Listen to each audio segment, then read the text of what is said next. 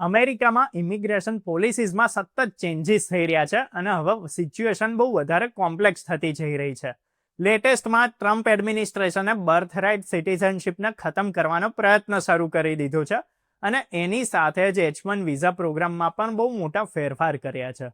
તો આજના વિડીયોમાં આપણે સમજીશું કે ભાઈ આ ફેરફારોની ઇન્ડિયન કમ્યુનિટી પર શું અસર પડશે અને કેમ ભારતીયોએ આ ડેવલપમેન્ટ્સને લઈને સચેત રહેવાની જરૂર છે. તો ચલો જલ્દીથી વિડીયોને સ્ટાર્ટ કરી દઈએ. સૌથી પહેલા વાત કરીએ બર્થરાઇટ સિટીઝનશીપની. તો અમેરિકામાં લાંબા સમયથી ચાલી રહેલી એક વ્યવસ્થા રહી છે કે જે બાળક અમેરિકન જમીન પર જન્મે છે એને ઓટોમેટિક યુએસ સિટીઝનશીપ મળી જાય છે.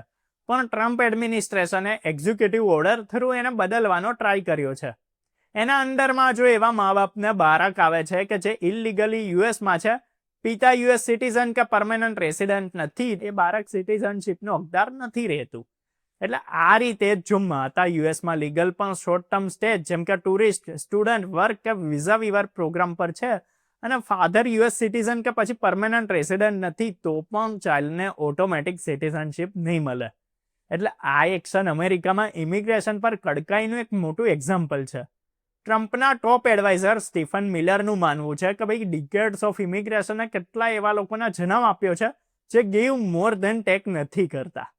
મિલરનું કહેવું છે કે ઇમિગ્રેશન ખાલી પહેલી જનરેશન સુધી જ નથી, પણ એમના સંતાનો અને પૌત્રો સુધી પણ લોંગ ટર્મ ચેલેન્જીસ લઈને આવે છે. ફોર એક્ઝામ્પલ, મિલરે સોમાલિયાનું એક્ઝામ્પલ આપતા કીધું કે ભાઈ ઇમિગ્રન્ટ કમ્યુનિટીઝમાં કેટલીય વાર વેલફેર પર ડિપેન્ડન્સી, હાઈ ક્રાઇમ રેટ્સ અને સોસાયટીમાં પ્રોપરલી ઇન્ટિગ્રેટ ના થવા જેવી તકલીફો જનરેશન સુધી બહુ વધારે પરસિસ્ટ કરતી હોય છે. આ કોમન્સ અને એક્ઝિક્યુટિવ ઓર્ડરની સાથે ટ્રમ્પ એડમિનિસ્ટ્રેશનની ઓવરઓલ ઇમિગ્રેશન પોલિસી અને ટાઇટનિંગ દેખાઈ જ આવે છે. H1B વિઝા પ્રોગ્રામમાં પણ નવા ફેરફાર લાગુ કરવામાં આવ્યા. એમાં હવે રેન્ડમ લોટરી સિસ્ટમને હટાવીને એક નવી સિલેક્શન પ્રોસેસ લાવવામાં આવી છે, જે હાયર સ્કિલ્ડ અને હાયર પેઇડ વર્કર્સને પ્રાથમિકતા આપશે. આ વર્ષે H1B એપ્લિકેશન ફીસને $1 લાખ સુધી વધારી દીધી, જેનાથી એમ્પ્લોયર્સ માટે ફોરેન વર્કર્સ હાયર કરવા બહુ મોંઘા થઈ ગયા અને ચેલેન્જિંગ પણ થઈ ગયા.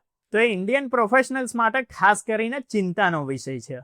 ભારતના લોકો H1B વિઝાનો સૌથી મોટો હિસ્સો છે, લગભગ 72%, અને આવી પોલિસી શિફ્ટથી એમની જોબ સિક્યુરિટી અને કરિયર પ્લાનિંગ પર ડાયરેક્ટ અસર પડે છે. હવે સિમ્પલ વાત એ છે કે જો પોલિસી બહુ વધારે સ્ટ્રિક્ટ થઈ જાય છે તો ઇન્ડિયન સ્ટુડન્ટ્સ અને વર્કર્સ ના ખાલી હાયર વિઝા ફીસ પણ સ્ટ્રિક્ટર સિલેક્શન અને લાંબા વેઇટિંગ પીરિયડ્સનો સામનો પણ કરવો પડી શકે છે. બર્થરાઇટ સિટીઝનશીપનો ઇસ્યુ પણ ઇન્ડિયન ફેમિલીઝ માટે ચિંતાનો વિષય બની શકે છે. કેટલાય ઇન્ડિયન સ્ટુડન્ટ્સ અને સ્કિલ્ડ વર્કર્સ જે યુએસમાં રહે છે, એમના બાળકો ફ્યુચરમાં સિટીઝનશીપ બેનિફિટ્સનો હિસ્સો બની શકે છે. પણ જો આ ઓર્ડરને સુપ્રીમ કોર્ટ દ્વારા માન્યતા મળી જાય છે તો બાળકો ઓટોમેટિક યુએસ સિટીઝનશીપથી વંચિત રહી શકે છે. એવામાં ફેમિલીઝે પોતાના બાળકોના ડોક્યુમેન્ટેશન અને ઇમિગ્રેશન સ્ટેટસ પર વધારે ધ્યાન આપવાની જરૂર પડશે. આ સમયે ઇન્ડિયન કમ્યુનિટી માટે સૌથી જરૂરી છે કે પોતાના લીગલ સ્ટેટસ, વિઝા ડોક્યુમેન્ટ્સ અને પોટેન્શિયલ ચેન્જીસની ઇન્ફોર્મેશન રાખે. જો કોઈ ઇન્ડિયન સ્ટુડન્ટ H1B વિઝા પર છે કે વર્ક પરમિટ પર છે તો એના એમ્પ્લોયરની સાથે ક્લોઝલી કોઓર્ડિનેટ કરવું જોઈએ. એડવાન્સ પ્લાનિંગ અને ડોક્યુમેન્ટેશન તૈયાર રાખવો બહુ જરૂરી થઈ ગયું છે. એ સિવાય ઇન્ડિયન પેરેન્ટ્સે યુએસમાં રહીને પોતાના બાળકોને સિટીઝનશીપ રાઇટ આપવા માંગે છે, એમના નવા રૂલ્સ અને અપડેટ્સ વિશે પૂરેપૂરી જાણકારી રાખવી જોઈએ. જો તમારે યુએસમાં સ્ટે પ્લાન કરવો છે તો લીગલ કાઉન્સિલ કે પછી ઇમિગ્રેશન લોયરથી કન્સલ્ટ કરવું એક સમજદારી ભરેલું એક્શન રહેશે. તો હવે આ બધું જ થઈને ટ્રમ્પ એડમિનિસ્ટ્રેશનના ચેન્જીસ ખાલી શોર્ટ ટર્મ જ નથી, આ લોંગ ટર્મ ઇમ્પ્લિકેશન્સ લઈને આવે છે કે જે જનરેશન સુધી અફેક્ટ કરી શકે છે. ઇન્ડિયન સ્ટુડન્ટ્સ અને વર્કર્સે હવે વધારે અવેર અને પ્રિપેર્ડ રહેવું પડશે.